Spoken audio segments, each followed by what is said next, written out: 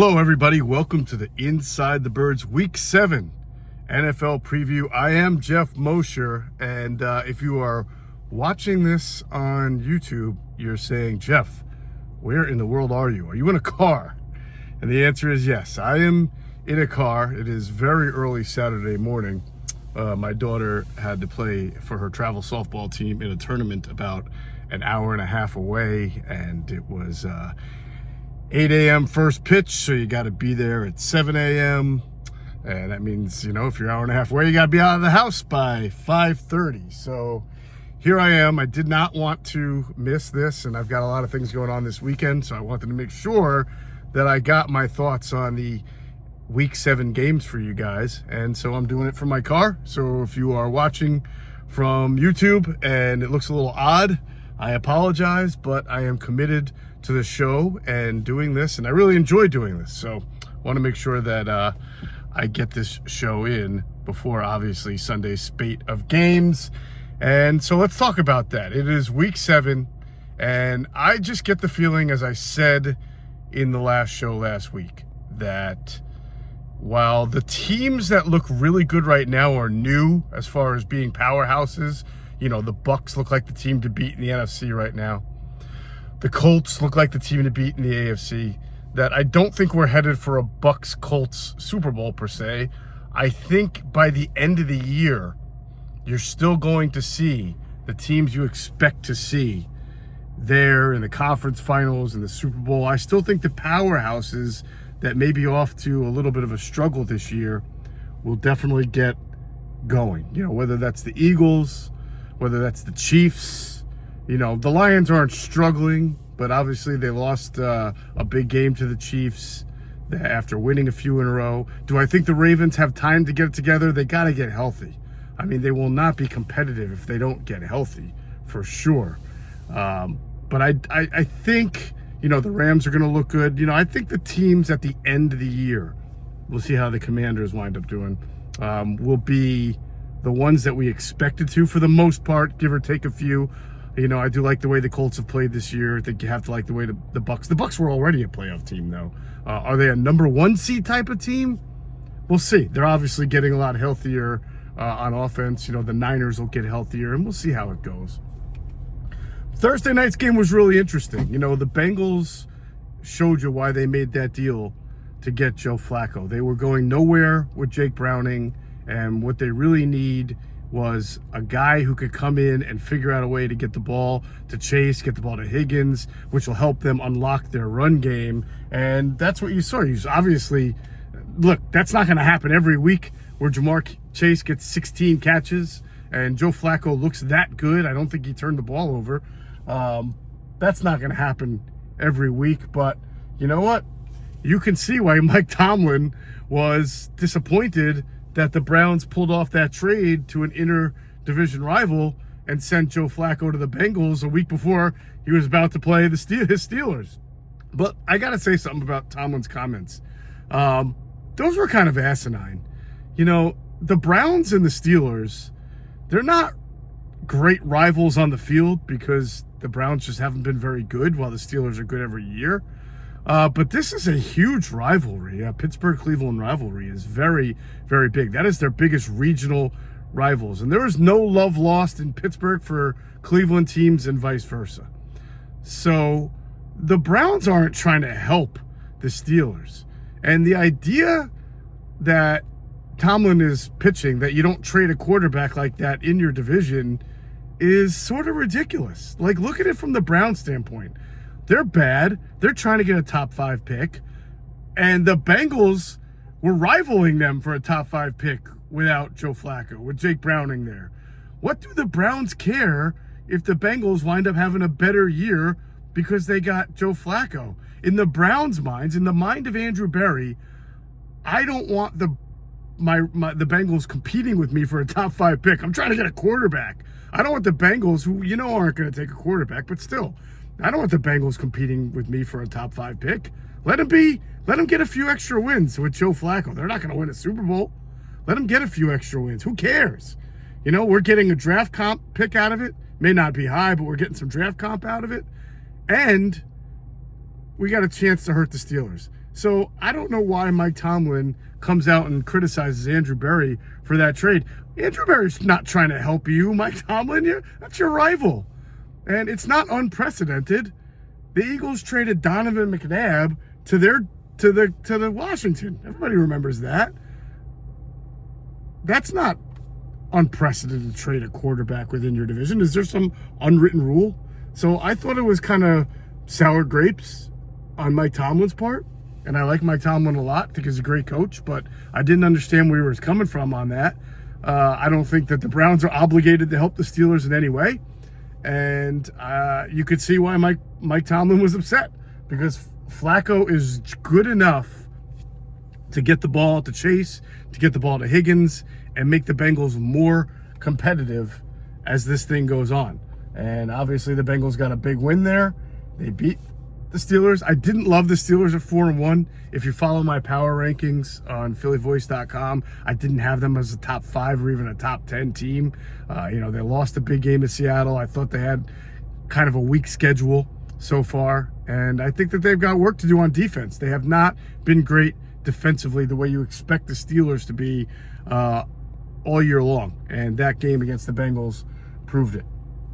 All right, so you got early morning game again, the NFL still in London. You have the Rams playing the Jaguars. This is a big game. A big game for Jacksonville. They got to bounce back after they lost to Kansas City.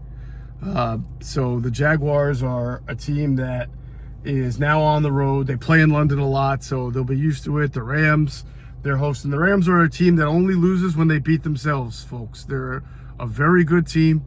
They only lose when they turn the ball over. And I would think this is a pretty big game. The Jags have played very good defense. The Rams have good defense. Now, Puka Nacua is not going to play for the Rams. And that's a big, big loss for them. Is it a big enough loss to say that they won't beat Jacksonville? I don't know. They are 3.5-point favorites. The Jags are a very strange team. Offensively, they have not come together yet. Trevor Lawrence has been okay. Travis Etienne has been good. Lately, Lawrence is starting to get the ball to Brian Thomas more. They're going to be without Brenton Strange. So that's a little bit of, for them, a missing piece of their offense. I think that will have an impact on them. I think the Rams right now are the type of team that will only lose when they beat themselves, when they turn the ball over. Now, you take Nacua away, it levels the playing field a bit for sure.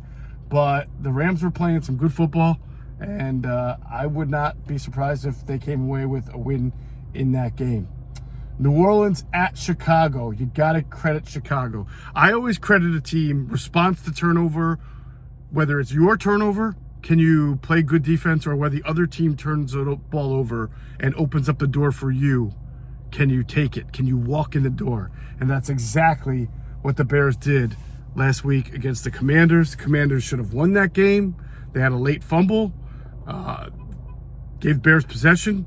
Bears went down. They scored, did what they had to do to win the game. So I give them a lot of credit for that. And to me, the Commanders are a little bit like that Rams team where I say the Commanders should have won the game. The Commanders turned the ball over. Sometimes some of that is flukish. We saw that, though, that they turned the ball over last year 3 times in the NFC Championship game. They're the team that is very technically sound, very well coached, the Commanders, but if they turn the ball over, they will beat themselves, and that's what happened. So now you got the Bears at home welcoming the Saints. The Saints have played better. Rattler has played better. They're a little bit more respectable. Can they go into Chicago where they're 4.5-point dogs and win that game? I don't think so. I think the Bears are playing pretty good football right now. I know Swift is a little banged up, and he's a big part. He was a huge part of that win against the Commanders. If Swift doesn't play, I say it's a little bit more of a level playing field, but I still think the Bears are a good team. Now, DJ Moore, he suffered a very strange groin injury in that game, that win against the Commanders.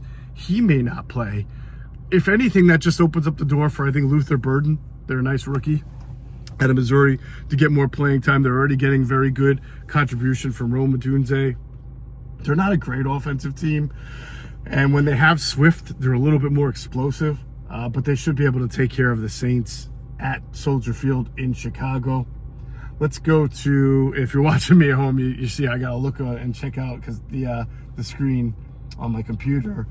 The Browns are at home. They're 2.5-point favorites over Miami. I mean, Miami's just a bad team. They had the Chargers on the ropes. I said last week I thought that the Dolphins could give the Chargers a really good game because of the Chargers' injuries. They were depleted at offensive tackle. They were depleted at pass rusher. They obviously lost their running back. That was the week to go get the Chargers. And the Dolphins went out there and gave it a good go of it, but they couldn't get it done. The Chargers won the game anyway, and now Miami's on the road against a Cleveland team that has really good defense. They're struggling offensively, but they have good defensive personnel. I think Miami's going to really struggle to move the ball. They're going to try to play the horizontal game. They're going to throw it to Achane. They're going to throw it to Waller a little bit. They're finally getting Jalen Waddle involved as a number one wide receiver in Tyreek Hill's place. But I think they're going to struggle offensively outdoors in colder weather against this Cleveland team. The only issue I have is that the Browns just have no way of scoring points. Quinshon Judkins has looked good. Their rookie running back. Their offensive line has been okay. You know, Gabriel has thrown the ball a lot more than I thought he would in that offense for a rookie. But I think in general that Cleveland might get themselves a win here. I can understand why they're 2.5-point favorites. And if you're the Dolphins, every week is Mike McDaniel watch. And I think that if they lose to the Browns, and this is kind of an evenly matched team, the better team to me is the Browns because they have a better defense. The Miami Dolphins have a better offense, but on the road, a defense and a run game I think are going to win. I mean, Cleveland's home, I'm saying, but I don't think that Miami's ground game will travel well. I don't think their defense will travel well, and I could see Cleveland winning a very ugly, I mean, the total is 35.5 here, so I could see the Browns winning a very ugly, kind of muck it up type of game. Titans, you get to see Titans now hosting the Patriots. The Patriots are 6.5-point favorites on the road. The Patriots are playing well. Drake May is emerging as one of the younger stars in the league. The Titans, they're just trying to get something going now. They fired their head coach, so Mike McCoy is taking over. I think he's going to play calls, or they gave the offensive play calling role to somebody else, not the offensive coordinator. So it's a little bit of a weird situation going on in Tennessee. We'll see if there's any upgrade in their passing game with Mike McCoy. Mike McCoy wasn't a great head coach, so I don't look at him taking over and say, oh man, all the Titans' problems are solved. I think, this will be an important game for Vrabel. It's his return to Tennessee. He's got a nice, Patriots team that's really starting to click offensively. I would like to see the Patriots run the ball a little better. I'd like to see Travion Henderson finally get going. Ramondre Stevenson has been their top back, and he puts the ball on the ground too much. Part of me is scared. I would be scared to take the Patriots as 6.5-point favorites on the road because of Stevenson's, his penchant for turning the ball over. But they are playing well offensively. May is making some really nice plays. He's clicking with Stephon Diggs. He's clicking with Henry. So you got to like what you've seen from New England. This is a good spot for them to keep the momentum going. They had that big win against Buffalo, and now it's Tennessee. In a very lopsided AFC West matchup, the Chiefs are so strange. They are 11.5-point favorites over Vegas. They're coming off that big win in which they were underdogs at home against the Lions. I'm always scared when the Chiefs are underdogs at home. They were underdogs at home against the Eagles early in the year. They lost. They were underdogs at home against the Lions, and they won. So this time now, they go from being underdogs at home to being favored by double digits, and rightfully so, against a very bad Las Vegas Raiders team. Bowers has been banged up all year, so offense has been difficult for the Raiders. They've gotten the ball to Gentry, but it hasn't been enough. They get the ball to Meyer. Geno Smith has not played well. They really don't have a great defense. So they're a team in disarray right now. They need a lot of help. And, of course, being on the road playing Kansas City is not where you want to be when you're in that situation, especially with a Chiefs team that gets Rashee Rice back. this week. So I think that this is where the Chiefs start to make their move. You beat the Lions, you get Rashee Rice back, you're starting to get healthier, starting to look better offensively with your run game, and now you got the Raiders who you can romp on and start to make your momentum.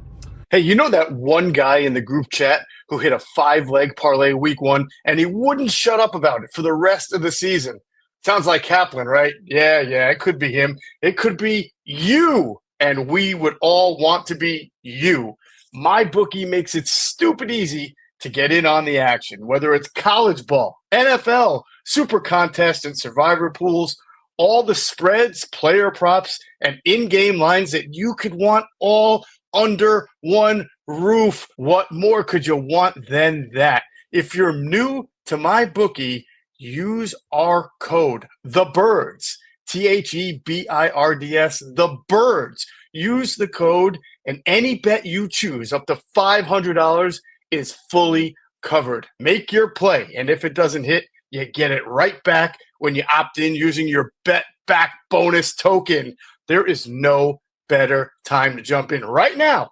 No better place to play. Football is back. Let's make some money with MyBookie. Sky Motor Cars in Westchester is a different sort of dealership. All it takes is one look at their Highline pre-owned vehicles that people all over the country want and need. Owner Brett Schulter makes sure you don't spend a dime of your money before you purchase the car. Sky Motor Cars allows you to make all the decisions regarding your next vehicle. At Sky Motor Cars, you never have to spend more than necessary. Visit SkyMotorCars.com today or call 610-918-7225. Sports are all about competition. Every snap, every possession, every clutch moment matters. That same energy is what 1v1 Me brings to video games. Every single day, you can watch and stake on matchups in Madden, NBA 2K, FC, and Call of Duty Search and Destroy. All the games are streamed live. Every match has refs, and payouts are instant. And these aren't just random online lobbies. These are the best players in the scene, pros, streamers, and rivals. With season playoffs and the championship game on the line, every game matters. Over $100 million has already been paid out on the app, and the community is growing fast. If you're a sports fan, a gamer, or just someone who loves having a little extra on the line, 1v1 Me is where you need to be. It's not just about winning, it's about the bragging rights too. Every match has a chat going crazy, and you can back your picks in real time. Download today and use code BIRDS. Your first stake on the app is risk-free. That's code BIRDS for a risk-free first stake. That's the Eagles. They are on the road against the Vikings. Now, the Eagles are interestingly 2.5-point favorites on the road. So clearly, I think Vegas, the odds makers, they're all like us. They think that if the real Eagles show up, that they are far and away better than the Minnesota Vikings. The problem is you haven't seen the real Eagles any of the 6 weeks that they've played.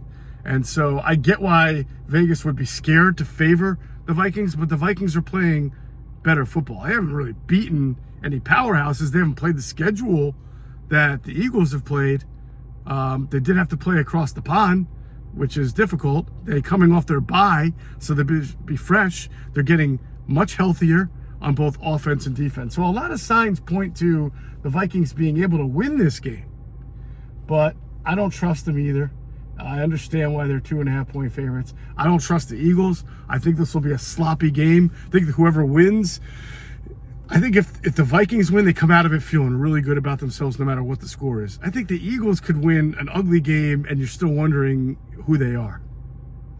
We covered the game more, as we always do, in the Inside the Birds pregame show. Myself, Adam, and Greg Cosell. Should be an interesting game, though. I don't think it'll be a lopsided game.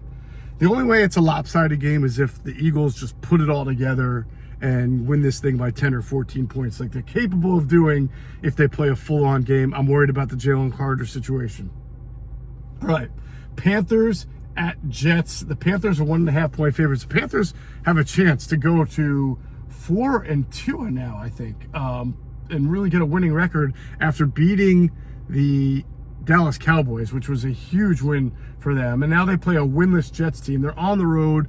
Look, I know that the coach, Dave Canales, he's done a really good job because that Panthers team has been beat up on the offensive line, but they've run the ball better than anybody in the sport over the last 2 weeks. And surprisingly, they've done it with Rico Dowdle. And I know that Chuba Hubbard's supposed to be back, and Canales said Chuba Hubbard's going to play, and I'm sure he's going to play. Folks, they're not taking the ball out of Rico Dowdle's hand now.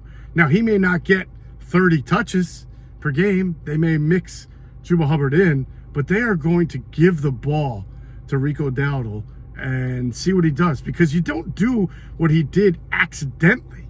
I mean, this is not like a Bryce Brown situation from the Eagles in, what was it, 2011, 2012? I think it was. The old heads will remember the Bryce Brown situation.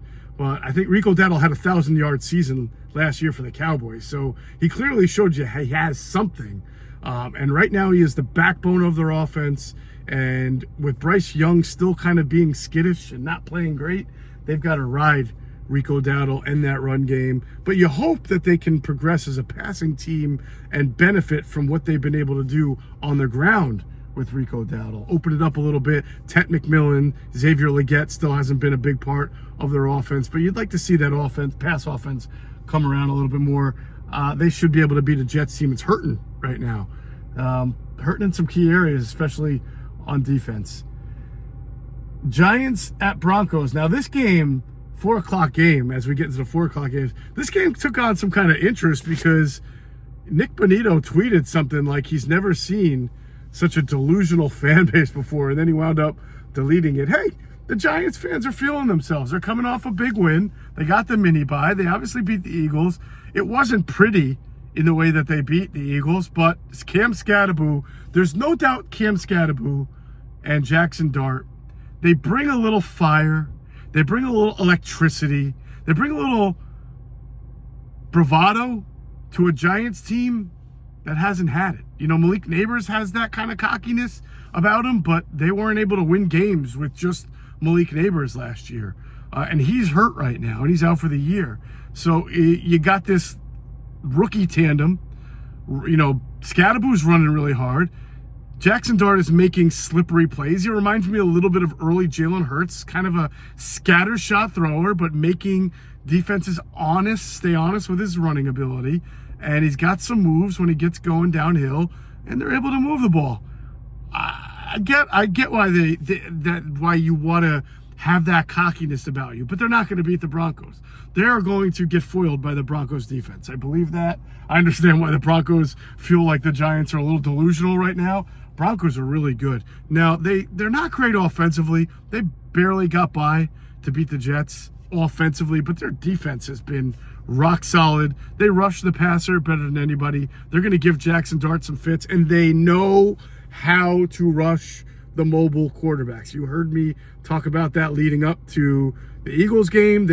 I can't see them letting Jackson Dart get 50, 60 yards on the ground. I think they're going to be disciplined. They're going to try to keep him in the pocket, and then they'll try to collapse the pocket around him, force him into a thrower, and he's not there yet, not remotely close to being there yet as a thrower of the football, especially he's got no Neighbors. We'll see if Slayton can play. You know, it's nice that they have Wan'Dale Robinson. It's nice that they have got something a little bit out of Jalen Hyatt, but they're not offensively nearly good enough to be able to score, 17 to 24 points on this Broncos defense. If it happens, it's a major letdown for the Broncos defense. Colts at Chargers. Good game. The Chargers are getting healthier. We'll see if Joe Alt is able to come back. They still don't have much of a run game. I know Kamani Vidal came in and had a great game against the Dolphins. Look, you're not playing the Dolphins this week. You're playing the Colts. So I don't think the run game is going to be as easy.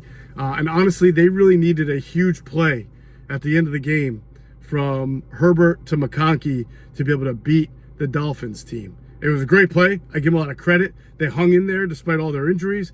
They're getting some guys back. Khalil Mack is getting healthier. But I think it's going to be tough slating against a Colts team that is going to run the ball with Taylor really well. They're going to play great defense. Probably going to be able to get to Herbert quite a bit in this game. It's going to be a tough game for the Chargers. They are 2.5-point favorites, but I really like the Colts in this game. Colts are playing really good football. Commanders at Dallas. That is interestingly, the Cowboys are 1.5-point favorites. This will be a big game for both.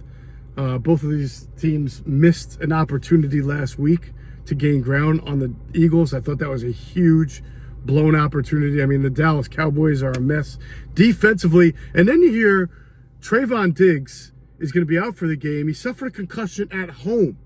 He had some kind of accident at home that caused a concussion. I feel like that is something that only happens to a Cowboy. What were you doing at home that you caused a concussion and now you can't play? So crazy thing there. I think the Commanders are going to be very, very motivated to avenge the loss they had last year. I think it was in Dallas around Thanksgiving time. You know, they shouldn't have lost to Dallas last year. They did. Wound up not hurting them too badly. They still obviously won 12 games, made the NFC Championship game. But they're a better overall team. They should be able to move the ball, even without McLaurin, who's going to miss another game with that quad injury. I just think if they protect the football and stay on schedule, which they typically do, they should be able to move the ball well. They should be able to win this game. They're getting a pretty good edge rush, and they're a better team, top to bottom, than the Cowboys. Now, I know Dak is playing out of his mind. I'd be surprised if he had another 350 and 3 touchdowns against the Commanders, but he is playing really well. If the Commanders lose this game, it's going to be because Dak continued to play out of his mind and caught on fire and did some amazing things. But the Commanders are the better team, and you know what? They are road dogs here. Kind of like them to win this game. Next game is Green Bay at Arizona. I mean, the Cardinals are in all sorts of trouble. Murray's been hurting.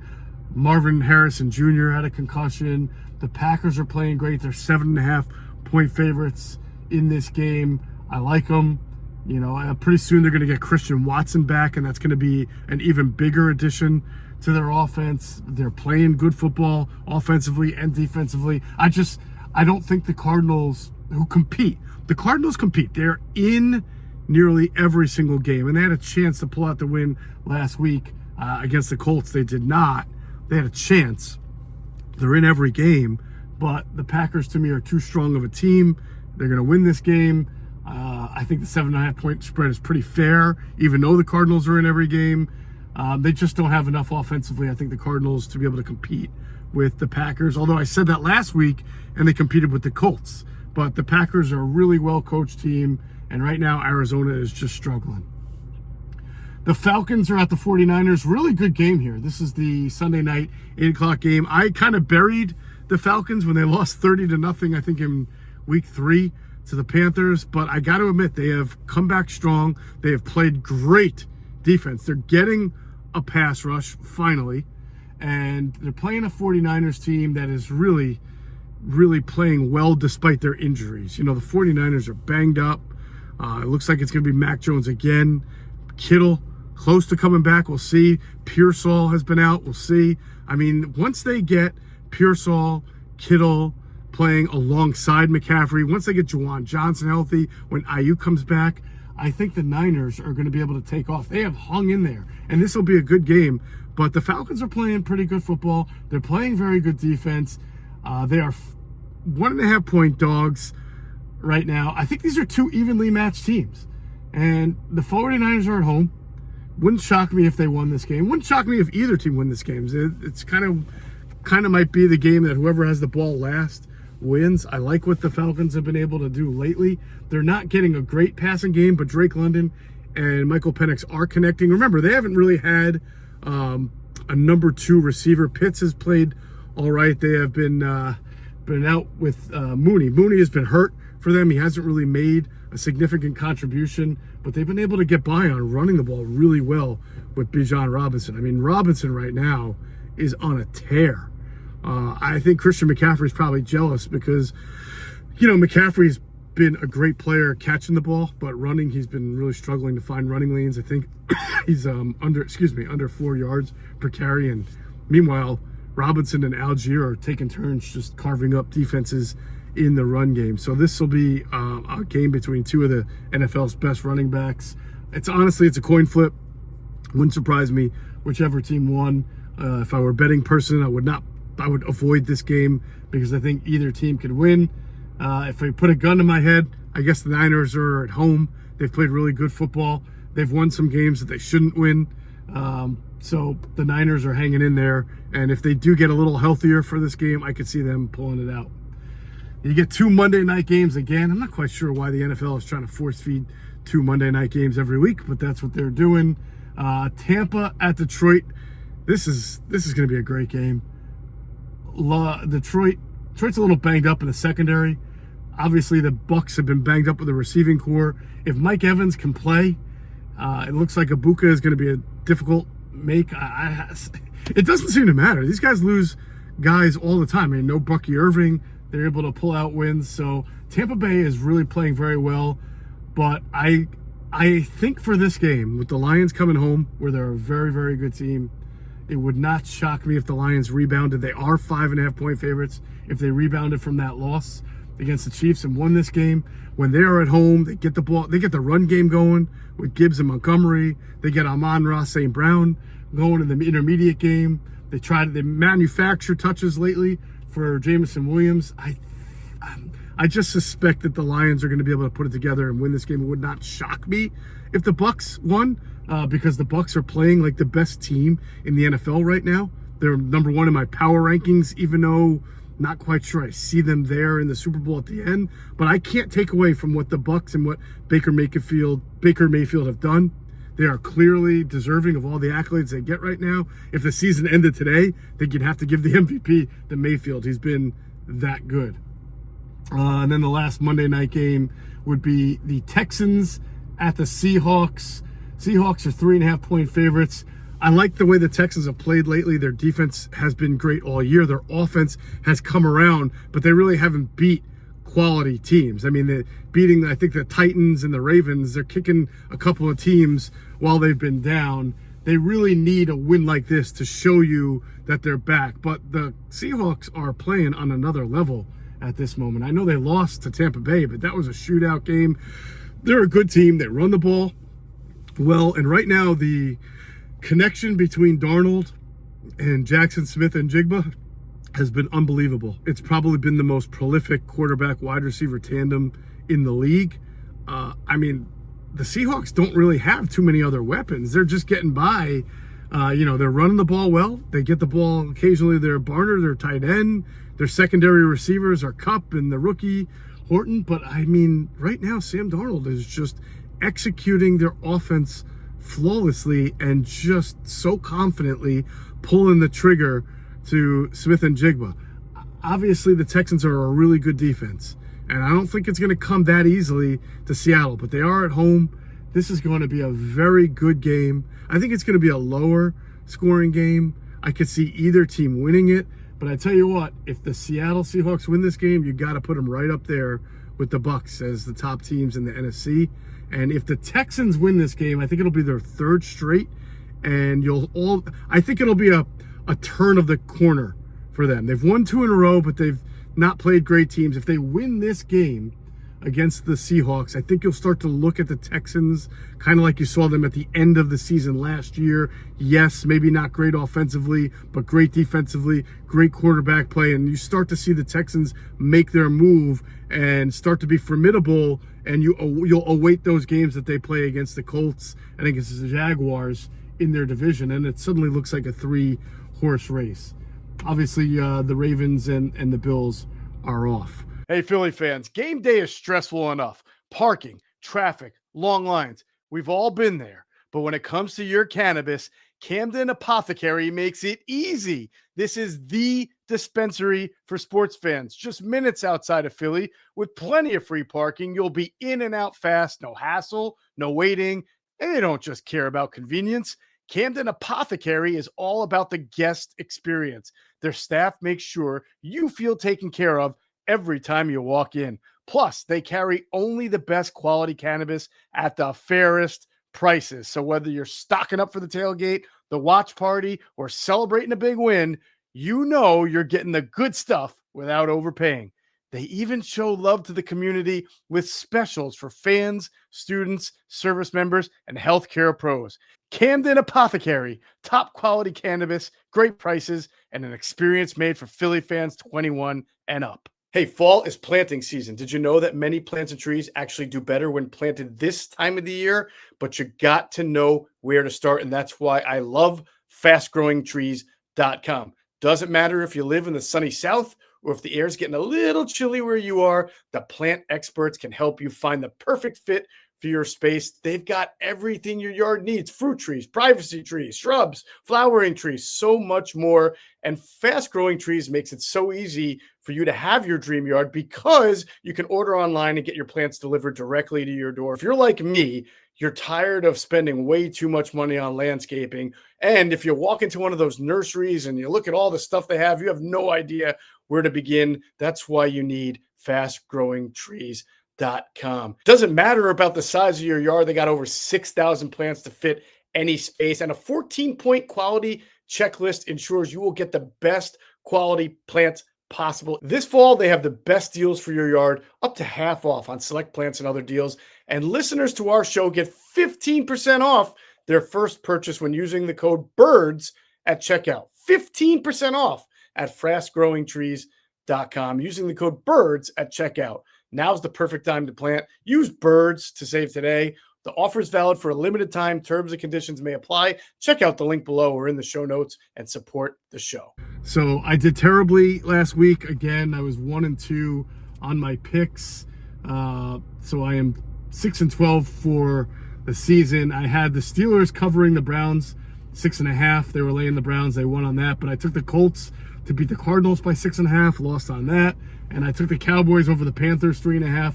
Lost on that. So the amazing thing is, in my pick'em league where I have to pick every game, I am number 2 or number 3. But when I do this and I only narrow it down to 3, I'm not doing so well, and I'm 6-12. So I'll try to do great. I'm going to take Washington over the Cowboys in Dallas. I mean, the Cowboys are 1.5-point favorites, so I definitely think Washington can cover. I think they can win that game outright. I like that. I'm going to go with another road team. I'm going to go with the Colts, who I lost on last week, but they are 2.5-point underdogs against the Chargers in LA. But I like the Colts in that game. Now, I did forget, the Chargers are going to get Perriman back. He's a big part of their defense, but I like the way the Colts are playing, and I think that this Chargers team is still a little bit beat up, and I wasn't that impressed with their win over the Dolphins because the Dolphins are bad. So you're telling me that the Colts are getting 2.5? I'll take that.